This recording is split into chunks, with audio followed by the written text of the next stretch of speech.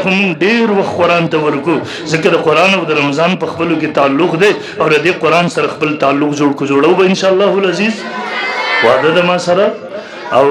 د خپلو دغه علماو سره به د خپل دغه مدرسو سره به تعاون کوو انشاءالله العزیز د دې ضرورت به پوره کوو انشاءالله العزیز د دې سره ګورئ کومو خلکو چې د خپل بچو د قرآن استادان ملامل کړي دي الله هغه خلک ملامل کړي دي تاسو دا روزه سره روانه ده د میډیا باندې وګورئ د عرب ملکونه دي هلته قاري صاحب ختم وکړي د حرمین شریفین تاسو وګورئ قاري صاحب ختم وکړي یو عربی ورته چابي ورکړي ښایسته غټ محل ورته تیار کړی بل ورته چابي ورکړي ښایسته ګاډی ورته اغوستې زمونږ ستاسو په دا پنجاب کراچۍ کې هم زه په زه بعضو ځایونو کې همدغسې کې قاري صاحب ختم وکړي مقتدیان را جمع شوي هغوی ورته ګاډی اغوستی چابي ورته ورکړي قاري صاحب دا واخلي زه را تېرو ورځو کې ټانګ ته لاړم دا د ټانګ نو لکې مروت کوم ځای کې باډر میلاویږي د دواړو ضلعو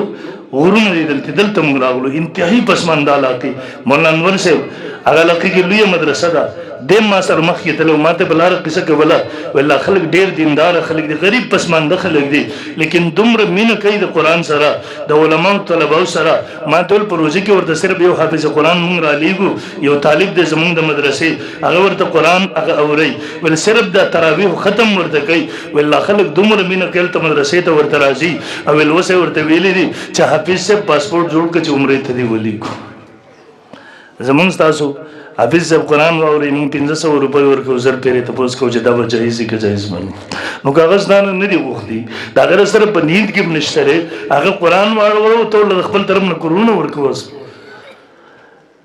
مونږ تاسو او نن خو دغه قاري صاحب تاسو ته د هومره بچي ګلان تیار لله پګړۍ په سر دي مونږ تاسو ټول به د دې ضرورت پوره کوو تعاون به ورسره کوو انشاءالله العزیز هغوی چې زموږ ستاسو بچو سره دومره محنت کوي دین ورښیي مونږ تاسو د هغوی ضرورت پوره نه کوو یقین وکړه دا خو به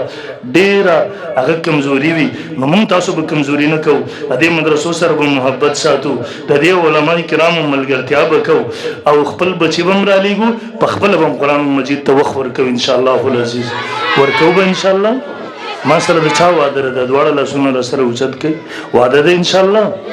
وخت به ورکوو قرآن ته انشاءالله او دوی سره به محبت او تعلق او تعاون هم کوو انشاءالله العزیز الله دې عمل کولو توفیق راکړي واخر دعوانا